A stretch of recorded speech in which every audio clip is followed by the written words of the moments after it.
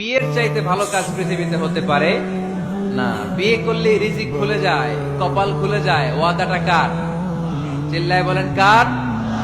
কাজী নজরুল ইসলাম অল্প বয়সে বিয়ে করেছেন।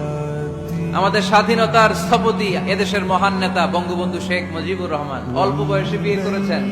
মহাত্মা গান্ধী অল্প বয়সে, সব বড় বড় নেতারা অল্প বয়সে বিয়ে করেছেন।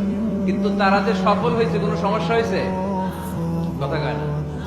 আমাদের স্বাধীনতার স্থপতি বঙ্গবন্ধু শেখ মুজিবুর রহমান, উনি সফল না ব্যর্থ? চিল্লায় বলেন সফল। তো উনি যে কম বয়সে বিয়ে করে সফল হয়েছে, এই বিয়ে ওনার কোনো বাধা দিছে? কথা বলেন।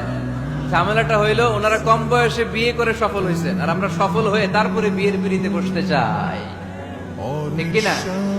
সফলতার কোনো শর্টকাট নাই। বিয়ে করেন, সফল বানিয়ে দিবে কে? এজন্য বিয়ে করতে রাজি আছেন তো সবাই? সবাই রাজি? যারা একটা করছেন তারাও হাত তুলছেন। আজকে খবর আছে বাড়িতে গেলে। আল্লাহ তুমি কবুল করো। এজন্য বিষ্ণু সব সময় বলতেন ফাস্তাউসু বিন্নিসাই খায়রা, নারীদের সাথে ভালো আচরণ করো, কোমল আচরণ করো। নারীরা হচ্ছে কাচের গ্লাসের মতো।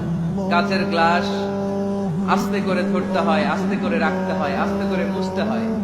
এটা নিয়ে জোর জবরদস্তি করলে এটা ভেঙে যায়, ঠিক কিনা?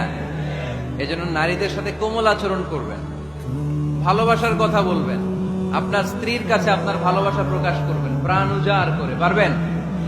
সবাই পারবেন তো?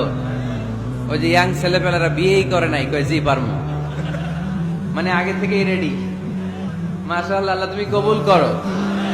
এই গার্লফ্রেন্ড বয়ফ্রেন্ড, এই পরকিয়া, এই বিবাহ বহির্ভূত কোন সম্পর্কের সাথে আমরা নাই, ঠিক কিনা? আমরা বিয়ের মাধ্যমে পবিত্র বন্ধন নিয়ে জান্নাতে যেতে চাই, কারণ বিয়ের বন্ধনটা এটা জান্নাতি বন্ধন। আল্লাহ তাআলা সাইয়েদনা আদম আলাইহিস সালামকে বললেন, তুমি ইয়া আদম উসকুন আনতা ওয়া যাওজুকাল জান্নাহ, তুমি আর তোমার বউ মিলে জান্নাতে থাকো। তার মানে তাদের বিয়ে হয়েছিল জান্নাতে, আর বিয়ের সম্পর্কটা জান্নাতি সম্পর্ক। আলহামদুলিল্লাহ পড়েন।